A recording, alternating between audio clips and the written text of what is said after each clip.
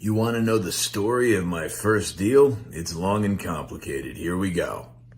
The story of my first deal is actually the story of my first deals, and one of the things that I learned from reading The Art of the Deal by Donald Trump is it never pays to work on one deal at a time.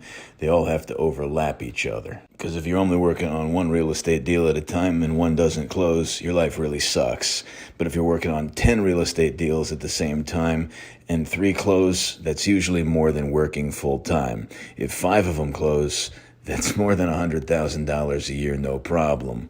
Trust me, I know. I closed 5 my first year and I broke 200. And if 10 of them close, you got a tax problem. And that's a good problem to have because I got the solution. What we're going to cover in this video is how I got started in real estate, how I got my first deals, what went wrong, and how I fixed it and got them closed.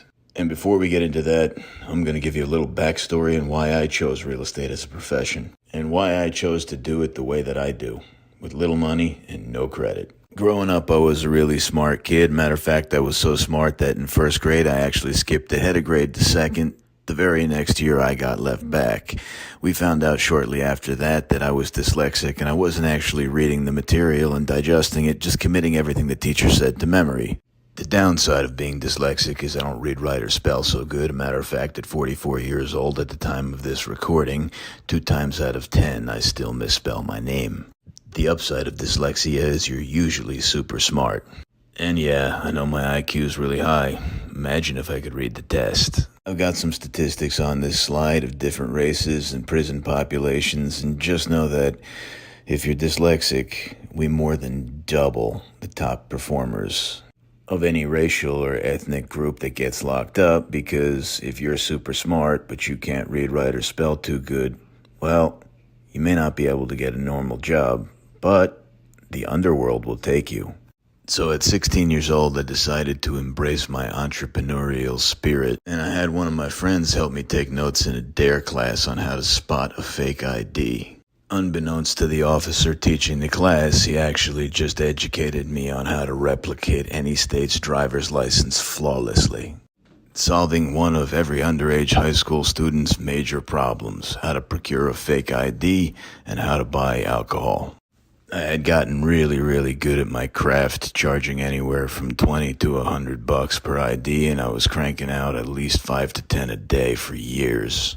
I mean, it's not like I ever did any homework anyway, and all I had to do was show up to class and listen, and I'd get really good grades. I could literally make the fake IDs at my desk in class while I was paying attention to what the teacher was saying. As you can imagine, business was booming, and this instantly made me one of the most popular kids in school. Matter of fact, I had other friends that would actually go out to other high schools at lunchtime, collect other kids' IDs and payments. I'd give them a VIG, and I'd recreate IDs for other students in other schools in the surrounding towns as well.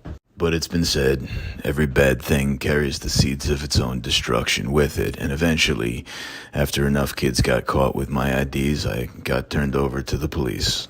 At 18 years old, I was facing criminal charges for running a fake ID ring. That was their word, not mine, but I had no idea that I'd created thousands of IDs by that point in time. Whoops, I guess I'm kind of industrious.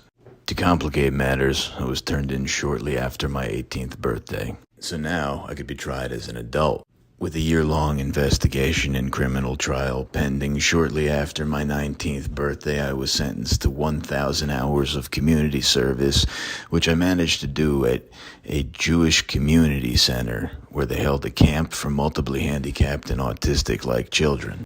I don't think I was supposed to, but I fucking loved it, and my heart went out to these kids. Honestly, as having a learning disability myself, I found them really relatable. So I stayed on at the camp long after my 1,000 hours was done for 4 more years before I wound up running it and making payroll because, honestly, unless I try not to, I just kind of take over everything. Before I knew it, I had been picked up by the Make-A-Wish Foundation and several families privately so I could pick up their kids out of wheelchairs and put them on rides in Disney World and other fun destinations. I'd been working out a lot, and it just seemed like everybody needed hired muscle with heart. I was their guy. Then one day, one of the kids' parents I'd previously been to Disney World with a few times called me up in college and said, "Hey, Chuck, listen, I got a question. Can you drive a truck? I drove a 1994 Ford Bronco at the time, and I thought to myself, sure, no problem, I got you. He said, okay, you're going to come work with me in Midtown Manhattan in the Garment Center. I'll teach you a few things about business. Little did I know he needed me to drive the largest box truck you could possibly drive without a CDL in Midtown Manhattan. Several minor fender benders later, I'd figure it out. Furthermore, I learned really quick the reason why none of his other staff could drive this truck for him is they were all out on prison work release and had done 10 to 20 years. You can imagine what that did for my vocabulary.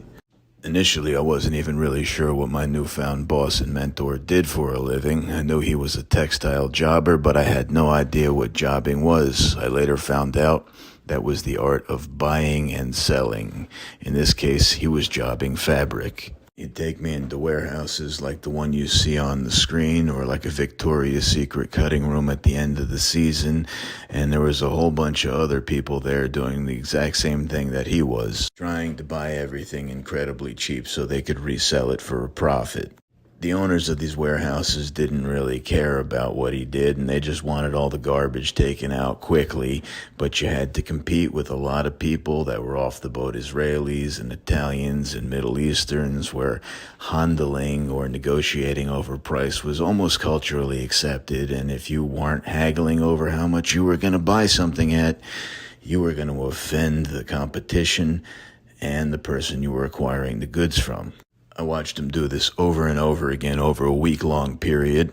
I knew that if he could buy everything at 50 cents a yard, he could resell it easily for $1 and double his money.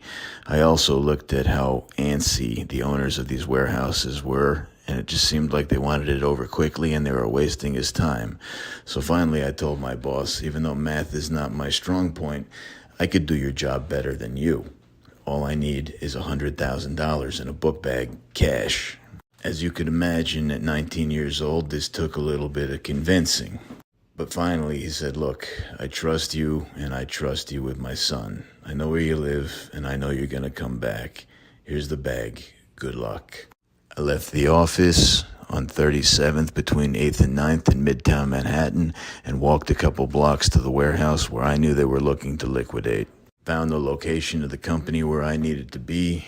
Walked out of the elevator, saw all my competition there with calculators and pens and pencils, adding stuff up and negotiating, going, well, I'll give you $1 a yard for this, and 5 cents a yard for that, and $3 a yard for this, and it just looked like the owner of the place was getting really aggravated, so I walked right past the competition into his office. Again, I was 19 and nervous as shit, staring at a Hasidic Jew in a leather chair smoking a cigarette. I took the bag off, slammed it on his desk, opened it up, and said, look, motherfucker, I'm going to give you 25 cents a yard for everything, and I'm taking it out today. His jaw dropped and he stared at me. I waved my hand up and down in front of his face a few times. I thought the poor guy had a stroke or I'd really offended him. Honestly, I thought I failed.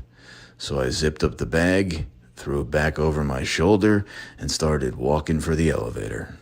Just as I hit the button, I heard footsteps behind me and a man with a Jewish accent going, wait, come back. This man has made a deal. He has chutzpah. Come back, please. And he put his hand on my shoulder. And he said, turn around. At this point, I knew I got him, so I turned around really slowly and said, I'm sorry, I don't turn around. 20 cents. He shook my hand and said, you've got the deal. Everybody out. Everybody on the elevator. As the competition piled on the elevator and prepared to leave, I remembered waving goodbye, looking him in the eye and saying, Shalom, motherfuckers.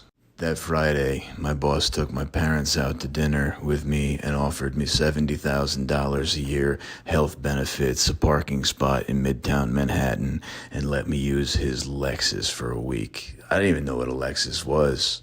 I figured out later it's like a fancy Toyota for people with little dicks who are trying to show off. mulled over the offer with my parents, and then I ultimately decided, well, they helped me decide that I should probably go back and finish college. And I do have a degree now in rehabilitative services with a concentration in biology. It's most likely still in my sock drawer at my mom's house, and nobody could take it away from me, but I've never fucking used it. We parted friends, and I worked with my future boss every time I had downtime, honing my craft as a buyer, with the understanding that when I did graduate college, I would be coming back to work with him as the vice president of his company. Which I did do for 4.5 years, but the flip side of the equation is I was absolutely fucking miserable doing it. I had to wake up every morning at 6:20 a.m. just to drive an hour and a half one way into the city to work all day, to turn around and drive an hour and a half back. That's 3 hours a day in traffic 5 days a week. Math has never been my strong point, but I did do that equation, and what that equates to is 32.5 days a year spent commuting. That's over a fucking month. I started to think about what I could do at that time, and I also started to think about that $70,000 a year salary after taxes and healthcare was maybe 37 take home at best. It was fucking bullshit considering he was taking home every week what I was taking home every month. Fortunately, I'd been pursuing one of my passions in my spare time. I always wanted to be a bodybuilder. Matter of fact, in college, I'd managed to put on 135 pounds in 4.5 years. I'd used my time and structured work schedule in the garment center to refine it until I actually stepped on stage and started winning trophies. When I finally stepped down after a car accident at 24 years old as New Jersey's largest drug-free competitive bodybuilder. That and $3 wouldn't get me a cup of Starbucks. But it did help me develop discipline and an incredible work ethic. I'll never forget the first time I stepped on stage, and there weren't many guys on stage with me, maybe 30 at most, and I looked out onto a crowd of 500, maybe even 1,000 people, thinking to myself, holy shit, I might be capable of something here that the general public can't do. Like, I stuck to this. I wonder what else I could do. And then it was time to start educating myself. I knew what I wanted to do. I wanted to be rich. I didn't want to have a boss. I wanted freedom. And I knew in order to do that, I was going to have to go into business for myself or learn how to invest. So I started testing the waters and ripping through audio books during 90-minute to 2-hour cardio sessions while I refined the monster that I had become. There's only so many hours in a day, and you gotta make the most of your time. Then one day on the treadmill, I saw this chubby little Asian dude talking about wealth quadrants and passive income, and he had this book called Rich Dad, Poor Dad. Well, I had to know what that was about, so I got a copy of the audio, and I went through it, and I didn't even believe this passive income stuff was real, but I knew I had to start investing. And at the end of that book, there was a list of recommended readings, so I went through literally every book on it, starting with Think and Grow Rich, that really gave me the secrets to success and worked me into a white heat over achieving my goals and what it was I wanted in life, financial freedom. Then the time had come to take action, massive action. So I started investing the simplest way possible from behind my desk in Midtown Manhattan. I started investing in the stock market via dial-up modem. And I found out pretty quick what I already knew, that investing in the stock market is pretty much educated gambling at best. And if you have enough information to make an intelligent decision, it's actually illegal and it's insider trading. But I was kicking ass investing in penny stocks. Or so I thought. Initially, I lost a lot of money, then I made it all back. Then one day when I was out working in the warehouse, I forgot to put in a stop loss, and the penny stock I had invested in completely went under, and I lost $80,000 in a split second. My entire life savings was gone, wiped out in a flash. Looking back in retrospect, this was one of the best days of my life. It actually showed me that I didn't know what the fuck I was doing, and I had just gotten lucky. I wasn't looking to make a living on luck. I was looking to learn a process that could be replicated time and time again, flawlessly. Furthermore, this proved to me that by working and saving, I would have to work and save for 4 more years just to make back and keep the $80,000 I'd lost. Clearly, the stock market was not for me, and this was just part of my education. Maybe it was a little bit more expensive than college, but man, did I learn. I wasn't sure what the hell I wanted to do. I really liked the idea of real estate, but all the number crunching and mathematical equations that Robert Kiyosaki brought to the table really didn't help me out given my learning disability. Then one day I heard a commercial on the radio for the Learning Annex's Real Estate Wealth Expo. And man, if Donald Trump, a local billionaire, was there and he supported it, I knew I had to be there too. Furthermore, I'd already read his book, The Art of the Deal. Well, I went to the audiobook. Great book, by the way. Highly recommended.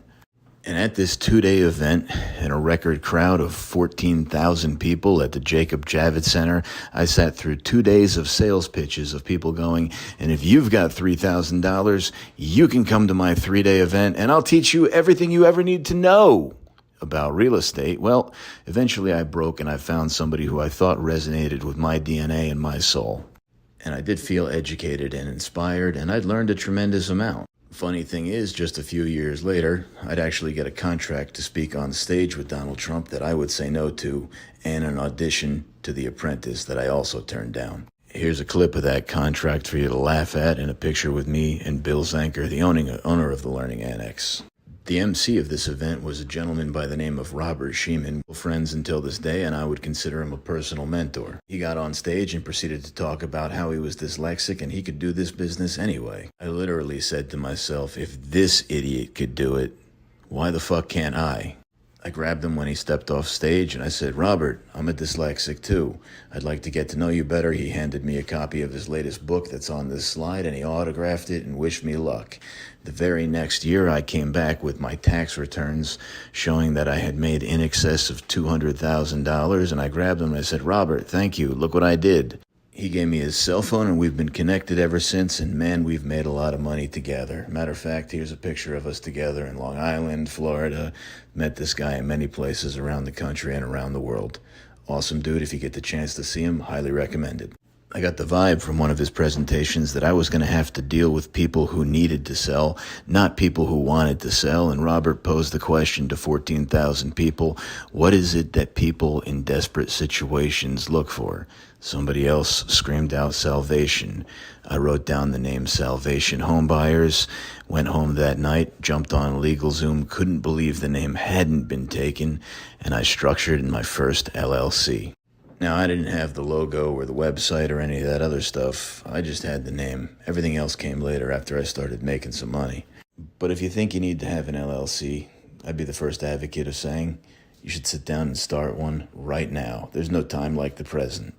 The next morning when I went back to the second day of this 2-day event, I was different. I was a business owner, and I even bought a course on how to buy and sell distressed real estate with little money and no credit from a man named Ron LeGrand. I knew that motivation came from desperation, and I knew that I was going to have to take a leap of faith because I perform incredibly well under pressure. So I wrote out a business plan. Now, I know it's not the greatest business plan, but looking at it right here, and it's framed in my office today, that is almost a $10 million business plan at this point in time. I wrote out my letter of resignation, and the following Friday, I walked into work, gave my boss my 2 weeks notice, and I quit my job. But he fired me instead. Now I'm a broke, jobless business owner. But hey, no pressure, no diamonds, and if life is comfortable, you'd never do anything anyway, right? So I decided to keep piling all the pressure on. The next morning, when I woke up, I told my parents I was going to cover all the household expenses, the PSE&G bill, the cable, the phones, Easy Pass, their cell phones, shit, I even got them landscaping. With absolutely no way to pay the new bills I just acquired. But hey, if you tell somebody you're going to do it, in my world, you're going to do it, because nobody wants to be a liar. And it's not a lie if you're predicting the future. So don't be afraid to talk a load of shit and back it up. No pressure, no diamonds. Shortly after that, I walked into my high school and met with my high school resource room teacher, Miss Krastik, and made good on a promise I made to her when I graduated 4.5 years ago that I would come back one day and finance a scholarship for learning disabled kids just like myself. Now I've taken on a load of my parents' bills, and I've picked 5 kids that I'm going to give $1,000 to each when they graduate just a few short months ago with absolutely no money, and I have no idea how I'm going to get what it is that I need. But I'm a man of my word, and I will make good on those promises. So I did exactly what the Ron LeGrand real estate course I bought told me to do, and I started marketing my heart out with every dollar I had left, and I even put some expenses on my mother's credit card, with her permission, of course. Originally, I'd started with door knocking. I'd acquired a list penance list, and I went from door to door saying, "Hello, I'd like to buy your house. My name is Chuck," right after I'd knocked on it. Only problem with that is, at 6'1", 265 pounds, you kind of look a little bit more like, "Hey, you owe me money, time to pay." You know what? Forget about it. If you're not from Jersey, you may not understand. So I found a compensatory strategy. I started leaving notes on people's doors instead, and I actually found I got a lot more calls back if I didn't use my name. "Hey, sorry, I missed you, Brittany." Now, not only was I getting calls from distressed homeowners, but I could put notes like this on any door, and I was almost always guaranteed to get a call from a curious guy or a really jealous wife or girlfriend. All I had to do was defuse the situation and find myself in a conversation. In addition, before I quit my job, I spent my last dollars on a newspaper ad that said "Salvation Homebuyers. We buy houses, take over payments," and it went to an 800 number that I still use to this day. It works really, really well. It works even better in bad weather, like blizzards and rain, where there's blackouts and nobody has anything to do except read the newspaper. By the end of my first day of business, just from following up on leads that I generated, I actually went on my first appointment and went to contract and got the deed on my first house. It was actually a condo on Marshall Street in Patterson with the help of a woman named Luz. I'll make up her last name, Brisket. I had met her at a local real estate club, and she had convinced me she knew what she was doing. Plus, she was an older single mom, and she lived in Ridgewood, New Jersey, so how could I not trust her? Man, that was a fucking mistake, but we'll get to that later. A few short days after that, I was actually given the opportunity to go acquire a house in Teaneck, New Jersey from a couple lawyers I met at the same real estate investment club that told me this particular property was an unworkable short sale. So replicating the same process, I walked in, got a contract, got the deed signed, helped everybody move out, and now I had 2 properties under contract, and I owned them because I had the deeds, so in fact you do, in less than 20 days. Business was good, but I still hadn't made any money. Truth be told, I honestly don't even really think I slept. So let's talk about what went wrong, and there was plenty of stuff that could go wrong because honestly, way back in 2004, I didn't even have anybody to learn from in the tri-state area. Could not find a soul in a local real estate club that had done a wholesale or even a subject to deal to begin with. And in the land of the blind, the one-eyed man is king. I'm not afraid to admit, early on in business, I struggled with a little bit of confidence. So I decided to learn from an older woman who had told me she knew exactly what she was doing because she had taken a bunch of Ron LeGrand courses before, which is one of the courses I bought in the first place. All I did was market, talk to people, get us in the door, and sell the houses. She furnished me with all the paperwork and the penmanship because, let's face it, mine sucks. Matter of fact, to this day, every time I buy a house or do a tabletop closing, I often have the seller do the paperwork simply because it's legible. The other situation that presented a challenge is initially I learned this strategy from a Ron LeGrand course. Now, I got nothing against Ron. I actually think he's got some pretty amazing strategies, and he's one of the greatest platform salesmen I've met in my entire life. It's just that real estate is a really state-specific business, and everything that he taught me was applicable in Florida, more specifically Jacksonville. Funny story about me and Ron, just 5 short years later when I'd made millionaire before I turned 30, he actually paid to come listen to me speak in Los Angeles at SANG, Speakers and Authors National Gathering. And we're still friends to this day. So let's go into these problems and just how I fixed them. And yeah, it goes a little bit deeper than learning from the wrong person. And this is not meant to scare you. This is just to show you the problems that you'll encounter. On the second property that I picked up, which was actually chronologically the first to close. By the way, remember, working multiple deals at once will always make you more money. This is something I learned from Donald Trump in The Art of the Deal. Anyway, I was told by the group of lawyers who gave it to me that it was an impossible short sale, that the bank would not take a discount, so I tried something absolutely revolutionary. I put a sign in the front yard. Turned out that nobody had pulled comps appropriately, and I actually had a bidding war over this house day one. Nobody had cared to market it. Piece of cake, slam dunk. I had people fighting to pay me more than what was owed on this particular house, which wasn't too bad because I was only into the deal for $10. However, I had to get all the documentation re-executed before the closing because everything I had wasn't legal in the state of New Jersey where I lived. And I've made this part of my mission in life, to standardize paperwork so that nobody accidentally commits fraud, because in this game, the stakes are incredibly high. Think about it like this. If you've ever played Monopoly, a game by the Parker brothers of Real Estate Holdings, does anything strike you as incredibly odd on that board? How about this? Boardwalk, Park Place, go to jail. And you didn't even know what you did wrong. So this is definitely not a fake it till you make it business. After we'd corrected all the paperwork at the closing table, this one took me 20 days to get closed. I was into it for $10. The purchase price was $350. The sale price was $389. There was a gross profit of $39,000. I gave the buyers a seller's concession. I paid their closing costs, even gave them a rate buy down. And in 20 days, I walked away with a check for a little over $20,000. Now, ever since that day, the entire world has looked different to me. Shit, I would have had to work half a year to sock away that kind of coin. I remember the morning of the closing. I woke up, my teeth hurt from grinding them for the last 20 days. I looked at myself in the bathroom mirror. I threw up because I was stressed. I'd never seen anybody do this. I wasn't sure it was going to close. I brushed my teeth. I drove to the law office where the closing was, opened my car door. I threw up again.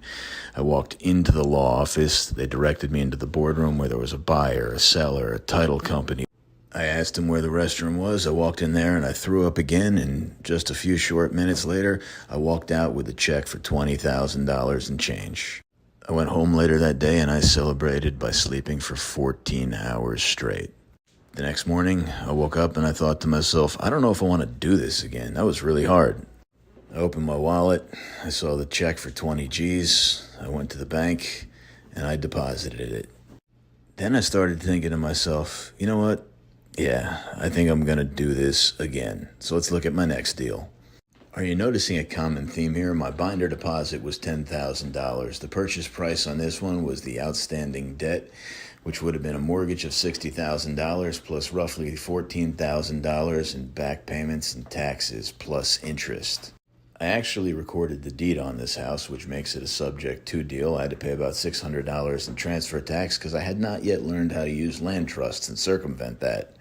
I sold this particular property for $110,000, and I gave the buyer a $3,310 seller's concession. At the closing table, the buyer's lawyer completely freaked out at me because my deed was in the improper format, and technically, I did not have legal marketable title on this particular property. Thank you, Luz Brisket. Furthermore, the buyer's lawyer made me aware of the fact that what I had done, or what somebody had done in my name and the name of my company, using the wrong paperwork and filling it out for me, was actually bank fraud and a jailable offense. And you wonder why making standardized paperwork has become my mission in life, because I don't want anybody to have to go through this shit.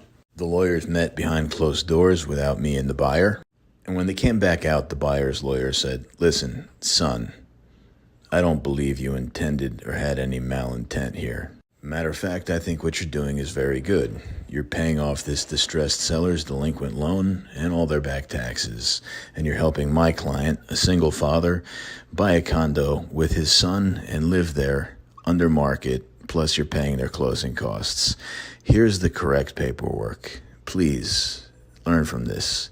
Use it every time. Go get this signed by the seller, come back, and we'll close tomorrow." And we did. Not too bad, right?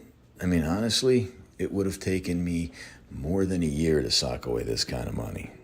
Who the fuck am I kidding? We're probably looking at more like 2 years. But now I feel like a success. I can make good on the promises that I made to my parents and pay all their bills, and I can fund the scholarship for not just this year, but several years in the future.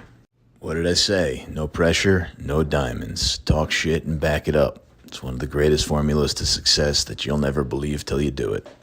Just a few short days after the closing, I started getting frantic calls from Luz Brisket going, "That's my property. Where's my half of the money?" And I tried to cordially explain to her how she had used the wrong paperwork. She'd never done a transaction before.